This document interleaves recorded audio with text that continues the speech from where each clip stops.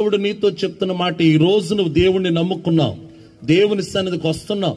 ఒకవేళ ఈ రోజు నీ పరిస్థితి బాగోలేదేమో, సరైన ఇల్లు నీకు లేదేమో, నువ్వు ఆశపడుతున్న ఇల్లు నీకు లేదు, లేకపోతే నీ పరిస్థితులు కొంచెం ఇబ్బందికరంగా ఉన్నాయి, నువ్వు దేవుని మందిరానికి వస్తున్నావు. ఈ రోజు నుంచి ఎబ్బేజులాగా ఈ మాట పలుకు, నిశ్చయముగా అనండి మాట, నన్ను దేవుడు ఆశీర్వదించునుగాక. చూసారా, ఈ మాట మీరు చెప్పుకోవడం లేదు.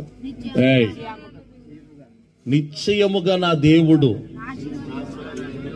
అనంటే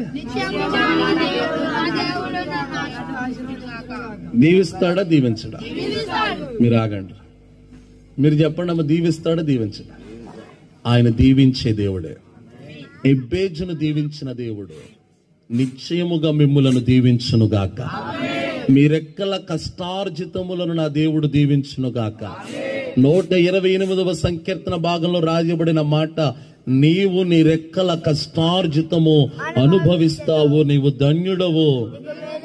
నీ భార్య ఫలించు ద్రాక్ష వల్లి వలె, నీ భోజనపు బల్ల చుట్టూ నీ పిల్లలు యెహోవా యందు భయభక్తులు గలవాడు ఇలాగునా అని 128వ సంకీర్తనలో రాయబడిన ప్రతి మాట, ప్రతి వాగ్దానం